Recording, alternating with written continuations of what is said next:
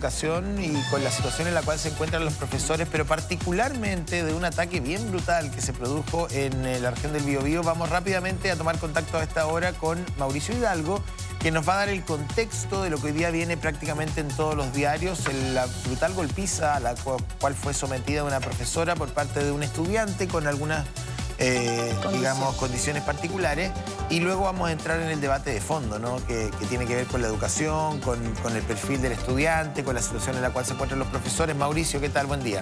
Buen día, Mauricio. Sí, hola, ¿cómo están? Buen día. Claro, una situación bastante complicada, dramática también por esta agresión, pero un tema también bastante delicado por el alumno también que se ve involucrado en esta situación, en esta agresión. Esto ocurrió durante la mañana del lunes, 9:30 de la mañana, en plena jornada de estudios, ahí en un liceo, en el Liceo Bicentenario de Treguaco, esta es la región de Ñuble. Estaban en clase y de un momento a otro un alumno comienza con un escobillón a golpear a la profesora, le empieza a dar en reiteradas oportunidades golpes en la cabeza hasta que intervienen otros alumnos. Posteriormente llegan los profesores, la misma docente que estaba ahí siendo agredida, víctima de estos golpes con el escobillón, intenta también retener a este alumno. ¿Cuáles son las consecuencias? Resultó con una fractura de cráneo, fue derivada primero a un centro asistencial en Chillán y posteriormente derivada hasta el Hospital Clínico del Sur, acá en Concepción, donde está en estado grave. Por lo menos ese fue el diagnóstico en el que ingresó durante la tarde de ayer, un diagnóstico grave, reservado, y también iba a ser sometida a intervención quirúrgica durante la noche. Estamos a la espera porque se supone que en una hora más aproximadamente entregarían ya un nuevo parte médico por parte de los facultativos de este centro asistencial. Ayer ya entregaban uno señalando principalmente que era una fractura y que su estado era delicado, en estado grave, y se iba a ver con distintos exámenes durante la tarde, ver la posibilidad si es que iba a ser, era posible una intervención quirúrgica. Por lo mismo, durante ya en unas horas más van a entregar un nuevo parte médico para ver principalmente cuál es la situación de esta profesora, que ya lo decíamos fue brutalmente agredida por este alumno. Pasemos a escuchar primero lo que nos decía durante la mañana de ayer el director de este establecimiento educacional donde se vivió precisamente esta agresión. Esperamos a la brevedad ya tener todos los antecedentes, ya recopilarlos. Un estudiante que recién había ingresado con nosotros, llevaba 8 días. Tal vez lo habrá tenido 3, 4 clases con él, no creo que más. Va a necesitar intervención. Ya, aparentemente tiene alguna fractura en su parietal izquierdo. Entonces es una situación muy delicada. Prever una situación como esa era compleja, era difícil de entender. Es un estudiante de la comuna que viene de un establecimiento de educación básica de la misma comuna, con un diagnóstico TEA. El establecimiento tiene 3 días para hacer una investigación y emitir un informe. Se tiene que dilucidar si esto es producto de desregulación o producto de un tema de convivencia. La condición TEA de un estudiante no lo exime de responsabilidad en temas de convivencia escolar. Claro, eso es lo que decían las autoridades. Ellos confirman, es un alumno con diagnóstico TEA. Ya el liceo, en este caso, estaba en conocimiento, tenían los certificados médicos al momento de matricularlo.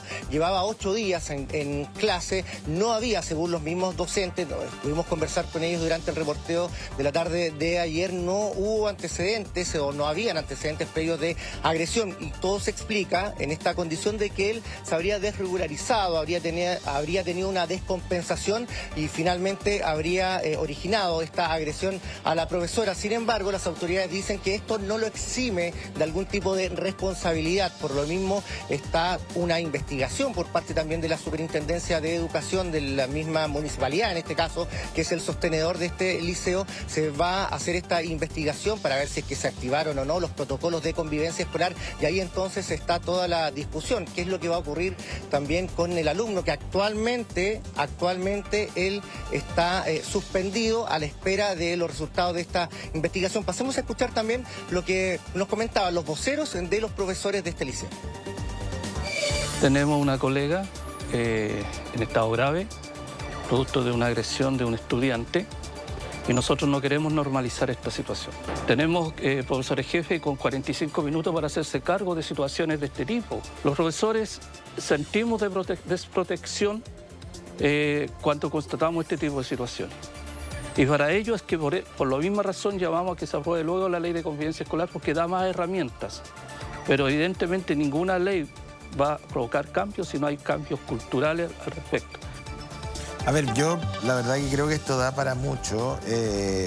Acá el papá dice, a mi hijo no le gusta que le repitan las cosas y tiene dificultades para comprender ciertas situaciones. O sea, si él presentaba una condición de TEA extremo o que su desregulación llegaba a ese nivel de comportamiento, que no tengo idea, yo no soy médico, pero puede ser, ¿no?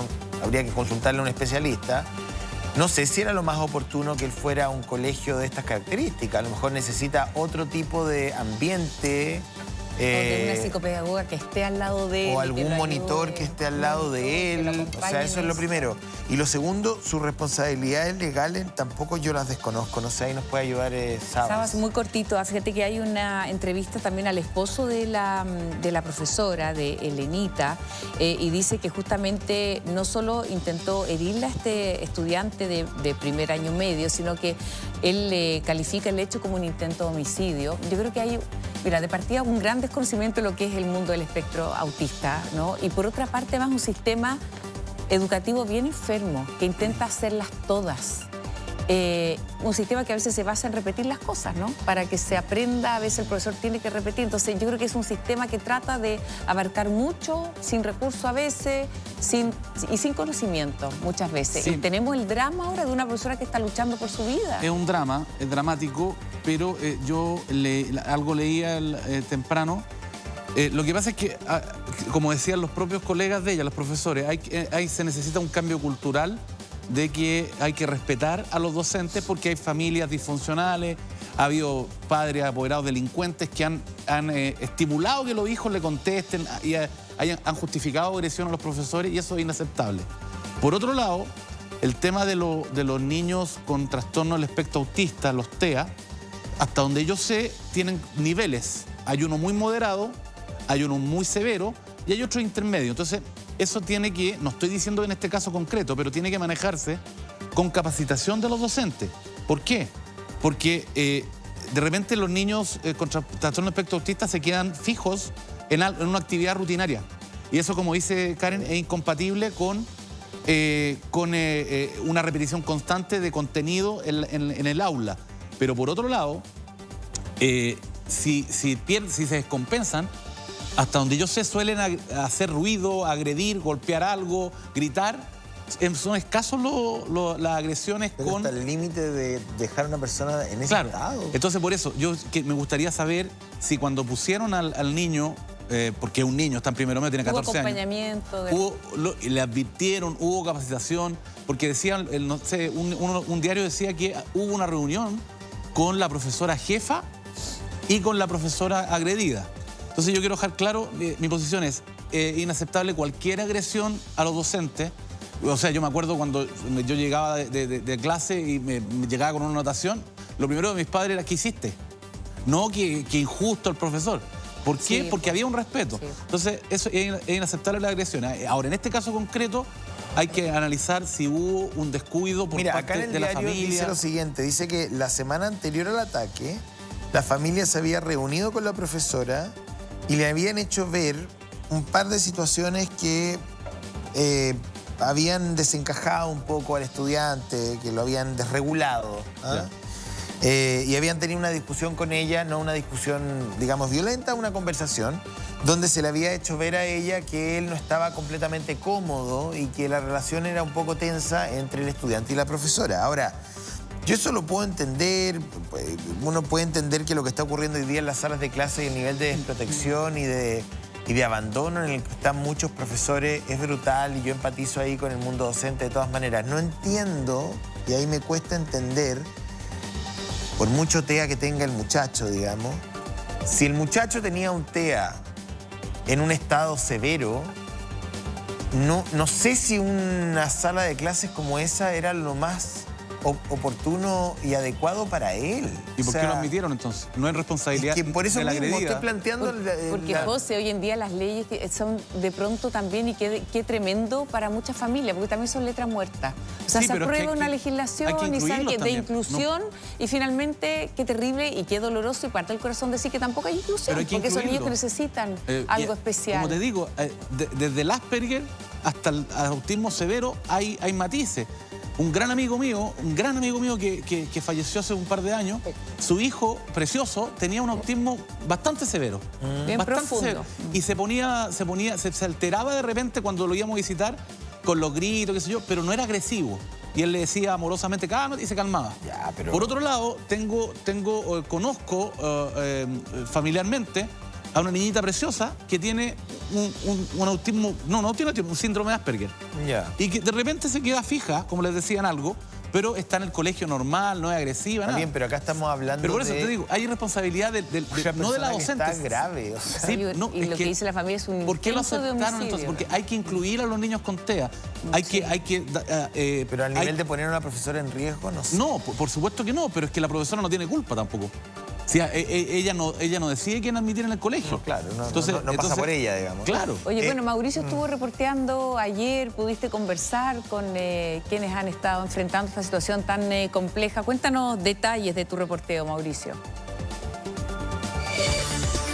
Sí, mira, primero estuvimos conversando ahí con la comunidad escolar, ¿eh? No todos los profesores quisieron conversar con nosotros, por eso ahí solamente escuchamos ahí el testimonio de un par, que son los voceros de ellos, nos decían que, claro, acá hay inclusión, pero que tienen que haber más recursos, ¿no? Ellos no tienen los recursos, es una comunidad pequeña, son 300 estudiantes, y ojo, no es el único estudiante en esta condición, no es el único estudiante TEA que hay en ese liceo. No habían visto, yo les comentaba ya al comienzo, un antecedente o agresiones anteriores. Pudimos conversar también telefónicamente con la madre de este estudiante y nos decía de que ellos están bastante afectados. Ellos no avalan obviamente la reacción que tuvo su hijo, la agresión que recibió la profesora, pero nos decía que ahora están bastante asustados porque incluso han tenido algún tipo de amenaza. Estamos hablando de Trehuaco, nos comentaban, es una comuna bastante pequeña, todos se conocen prácticamente ahí en la región de Ñuble, entonces ellos están con bastante miedo, con bastante temor, y también qué es lo que va a ocurrir con este alumno, con su hijo en este caso, y lo escuchamos también por parte de las autoridades, principalmente del Ceremi de Educación. No pueden dejar a un alumno sin educación, o sea, si es que tiene que esperar el resultado de esta investigación interna que se está haciendo, que tiene que durar 3 días, posteriormente a eso ya van a tomar todas las medidas necesarias, pero lo más probable es que podrían sacar a este alumno de este establecimiento, que fue también lo que la madre en su momento nos comentaba. Ellos pidieron de que estuviera cerca. Él pasó de octavo básico a un liceo, todo nuevo para él, compañeros nuevos, ambiente nuevo. Estamos hablando de un niño del espectro autista. Entonces nos decía que había pedido algún resguardo al comienzo para que pudiera haber una buena convivencia. Claro, ahora están bastante preocupados que qué va a pasar con él. Si es que se decide sacarlo de este establecimiento, tendrían que buscar otro. ¿En qué lugar? En Trehuaco, en otra comuna, a lo mejor muy cercana, y eso también tiene un costo. Bueno, hay todo un tema también asociado con lo que va a ocurrir más adelante, pero básicamente esa es la postura de la madre. Nos decía que tiene bastante temor, incluso nos comentaba que ya durante la tarde de ayer había recibido algún tipo de amenazas por parte de desconocidos u otras personas por el accionar de su hijo a una profesora que es bastante querida. Nos decían básicamente ahí los profesores, incluso cuando los entrevistamos todavía estaban bastante afectados.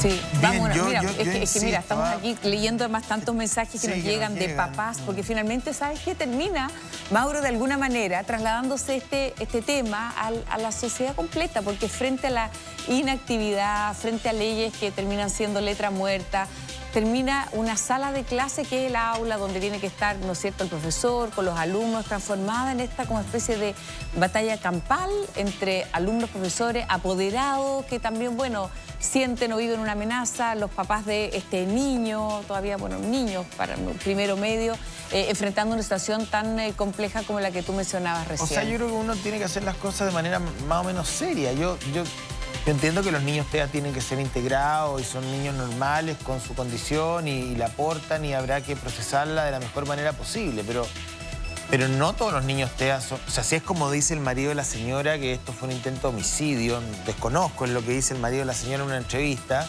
estamos hablando de un estudiante que tiene una condición al límite y no sé qué apoyo tenía ella, por ejemplo. Mira, aquí, a propósito de lo que tú dices, José. En la sala. Sí, o alguien dedicado exclusivamente también a atender a este niño, a conducirlo, a guiarlo de esa manera. Acá no escribe, alguien dice, para estos niños una escuela, entre comillas, normal, ¿no? Que tiene 40 o 45 niños por sala, no sabemos si es el mejor lugar para enviarlo porque requieren más cuidado. Pero claro, lo que tú mencionabas. Es que depende del nivel de TEA, por eso. Por eso que es un caso bien... Por eso.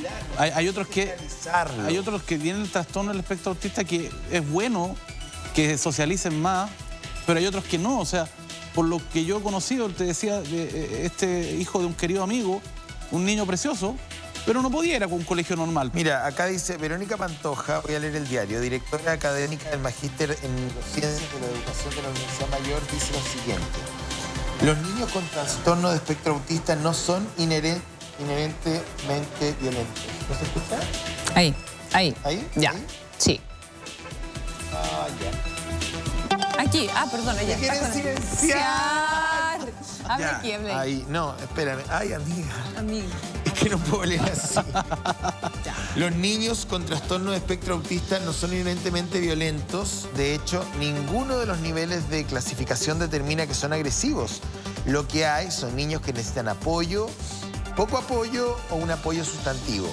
Para la académica, la ley de inclusión que promueve la participación activa en los procesos educativos de todos los estudiantes no se puede lograr sin capacitación y sensibilización. Un estudiante con autismo, cuando no puede expresar lo que necesita o siente, puede recurrir a conductas físicas como golpes, empujones, gritos, pero no directamente con la persona. Puede golpear una mesa, lo que decía usted, hacer un sonido. Si un profesor detecta que hay una dificultad en la comunicación, que no se gestiona bien la emoción, se puede evitar una respuesta negativa. Que un niño llegue a una reacción agresiva es porque no se lograron contener todos los procesos previos, porque hubo una mala gestión del ambiente del aprendizaje. La única forma de evitar esto es que los profesores estén capacitados, dice Verónica Pantoja, directora del Magíster de Neurociencias de la Universidad Mayor. Ahí, sequísima ahí también en su análisis. La Anto Kohler está con un especialista a esta hora de la mañana con una opinión bien importante. Anto, vamos contigo. Buen día. ¿Cómo están? Buen día. Bueno, con Arnoldo, quien es Arnaldo, el director de la ONG Liderazgo y Aprendizaje. ¿Podrías tú contarnos con respecto a lo que veníamos conversando en estudio, cómo se gestiona esta finalmente relación profesor-alumno que finalmente termina desencadenando algunos episodios de violencia como lo vimos en este caso? Bueno, primero saludar, Karen, José Antonio, bueno, contento por el espacio porque finalmente estos espacios se tienen que resignificar. Hoy día hay muchas padres, madres que están viendo este programa y efectivamente hoy día la violencia se está tomando nuevamente al inicio de año, un tema como el que estamos viendo en esta comuna y la verdad es que ahí hay un trabajo y una tarea pendiente de la educación y también de la sociedad. Cuando hablamos de las conductas disruptivas que tiene un niño, cuando hablamos de aquellos elementos que están insertados frente a la rabia, por ejemplo, a la furia, no tiene que ver con la emoción. Y esto tengo que quedar súper claro. Es la conducta y el comportamiento, como decía José Antonio, que estalla en violencia, que muchas veces no está capacitado y que bien decía esta especialista también de la Universidad Mayor, con respecto a que nosotros tenemos que trabajar en la prevención de las conductas vinculadas a los temas de salud mental. La depresión, la ansiedad, el estrés o las mismas desregulación como la rabia, finalmente se apalancan a través de formación, capacitación y se entrena al niño. Si yo como papá le pego a mi hijo o simplemente tengo conducta donde soy impulsivo, ese niño toma patrones de comportamiento asociados al estilo de crianza de sus papás. Y ahí donde la escuela también se tiene que hacer cargo, que es finalmente capacitar a ese profesor, capacitar a la institución educativa y ojo, que los planes educativos institucionales tengan sello en educación emocional. ¿Qué pasa hoy día? Que estamos dándole tanta ínfula al tema socioemocional, pero lamentablemente hoy día no tenemos una ley de educación emocional, no tenemos un espacio donde el niño trabaje su autoconocimiento. Estos casos de bullying, los casos de violencia, no se pueden trabajar por la iniciativa particular de un profesor, tiene que estar protegido por la comunidad educativa, el rol de la familia, el capital humano del niño y la formación de este profesor. Claro, eso es lo que comentábamos también con respecto también a la famosa palabra inclusión que hoy día recogen los colegios y que también habla de una especialización que necesitan tener por parte de los profesores, quizás un apoyo extra que tiene que existir, que existe, pero ¿cómo lo ve usted hoy día a nivel nacional? ¿Cómo nos encontramos en cuanto a la inclusión en los colegios? ¿Hemos avanzado bien? ¿Estamos atrasados? Bueno, la ley de inclusión nace en 2025, se incorpora la ley TEA en marzo del 2023. Yo tuve la oportunidad justo en marzo de tener una reunión con el exministro Ávila y yo le preguntaba cómo está en su cargo, ministro. Me decía, mi gran problema hoy día es la ley TEA, porque empezamos a incorporar una ley que tiene que ver con el trastorno espectro autista, donde hoy día ningún profesor fue capacitado. Entonces ahí tiene que haber una política de Estado seria. Hay muchas familias que tienen niños de trastorno espectro autista, no hay datos, pero los sondeos que se han hecho, principalmente, y lo comentábamos fuera de cámara, estamos hablando que personas en Chile, hay más de 120.000 personas que hoy día tienen trastorno espectro autista, es decir, estamos hablando 1 de cada 50 niños está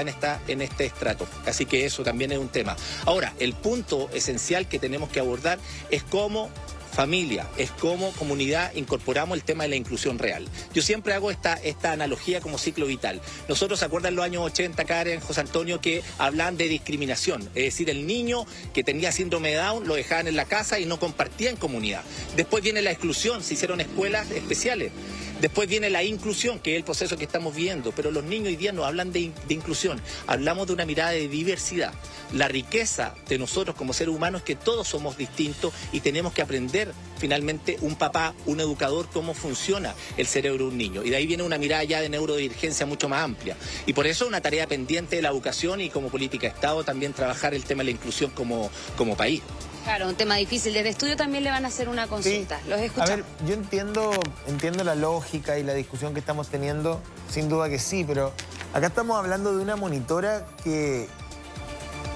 cuya familia dice que la intentaron asesinar, digamos. Entonces, yo entiendo que puede haber una serie de variables de manejo en sala, de una serie de dificultades de TEA y otras tantas, y que el profesor tiene que tener capacitación y tal, pero un ataque con un escobillón al nivel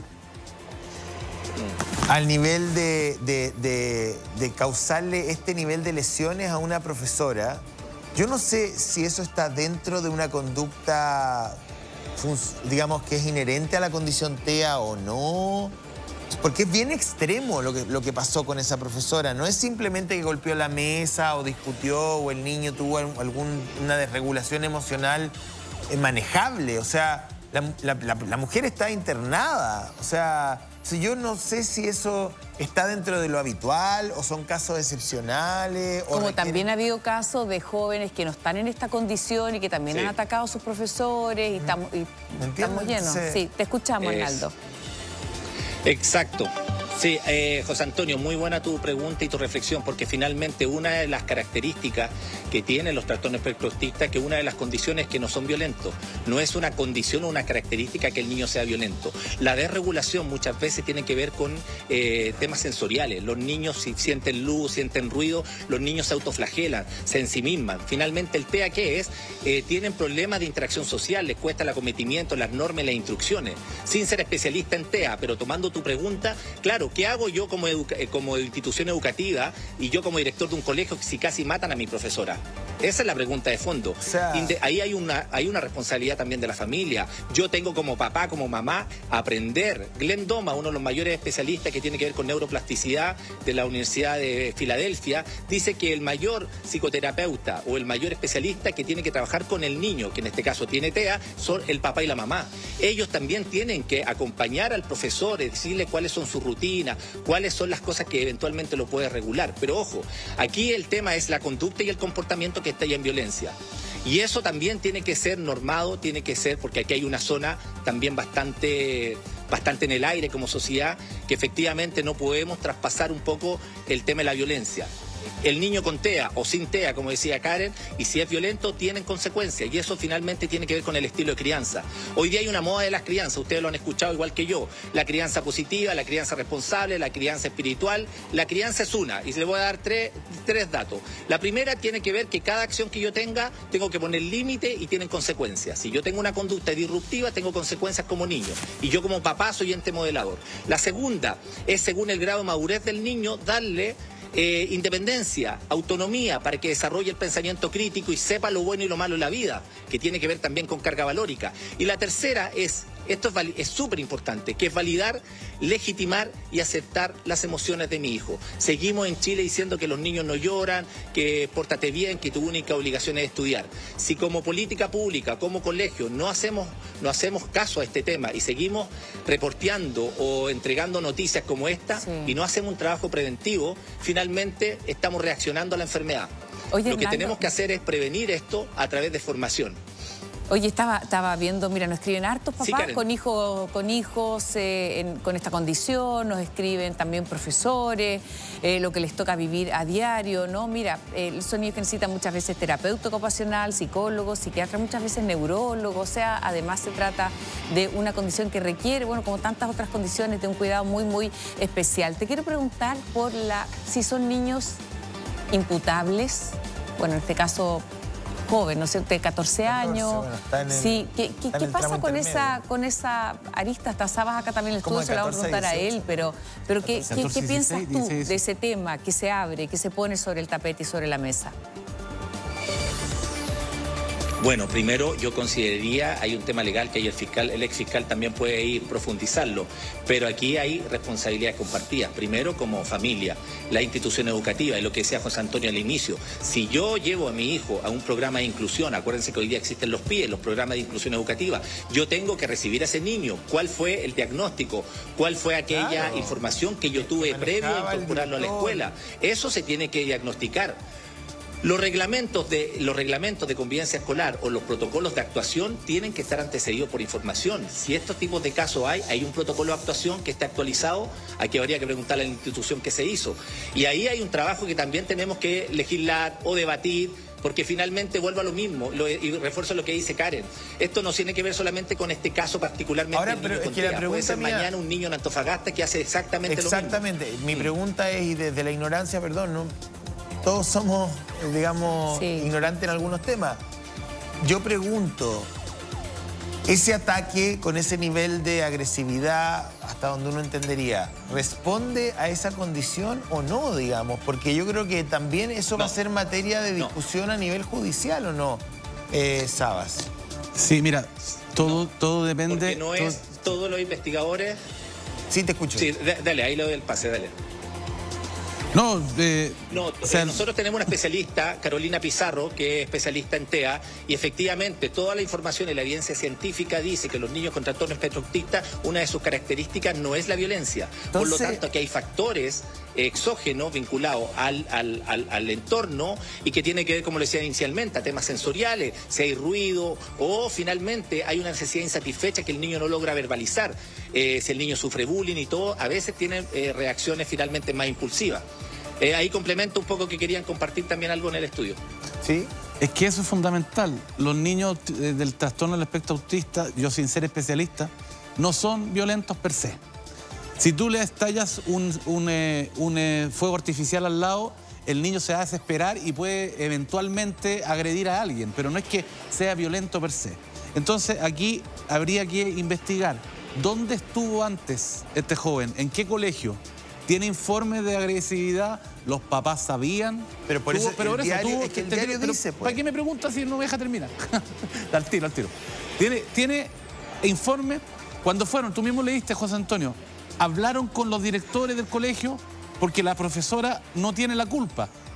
Ella no lo aceptó en el colegio. Pero por otro lado, la profesora a lo mejor se le olvidó en ese momento que este niño tiene trastorno del espectro autista y lo trató como un niño absolutamente normal y justo, estoy especulando, justo le estaban haciendo bullying a sus compañeros, por ejemplo, una cuestión que pasa en todos los colegios. A todos nos han tirado talla o se han reído en el colegio y uno tiene sus mecanismos, los que puede no tener un niño autista, porque como decía el señor, tienen una dificultad de conexión sensorial y conexión emocional. No empatizan igual, ¿me explico? Y por eso depende del nivel yo no le echaría sin más la culpa a la familia, no le echaría sin más la culpa al colegio y no le echaría sin mal, por cierto, a la profesora agredida. Ahora, del punto de vista legal, hay que decir que este niño si tiene 14 años, especulamos, está en el límite de la responsabilidad penal. Porque si tiene 13 años, 11 meses, no tiene ninguna responsabilidad penal. No, claro. Segundo, está en el límite, en el rango entre 14 y 16, donde las penas son inferiores al 16 a 18. Tercero, creo que sí podría ser imputable, entre comillas, ¿ya?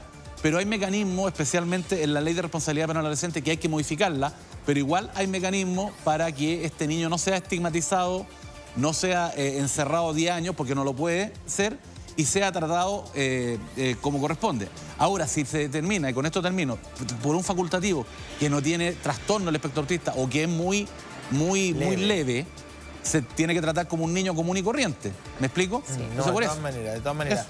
Gracias, Mauricio, gracias a la Antonia también, a nuestro especialista ahí en el móvil. Que Arnaldo, muchísimas gracias. Un tema que vamos a seguir conversando como sociedad porque nos importa. Lo que necesiten. Un abrazo muy grande. Y hartos... un dato, Karen, muy cortito. Dale. Ah, ya, listo. Dale, te escuchamos, favor, te escuchamos. Entre los 9 y los 14 años está... ¿Se cortó? Sí, dale. Entre los 9 y los 14 años está el 87% de la violencia escolar. Ojo ahí, entre los 9 y los 14. Ahí tenemos que ponerle foco. Trabajemos en emociones prosociales cuando son más chiquititos. Vamos a tener una sociedad mucho más empática y con menos violencia. Eso es, gran dato. Un abrazo muy grande, Arnaldo. Gracias también a ti, Anto. Muchas gracias a Mauro. Le mandamos un abrazo cariñoso. Oye, son las 10:46.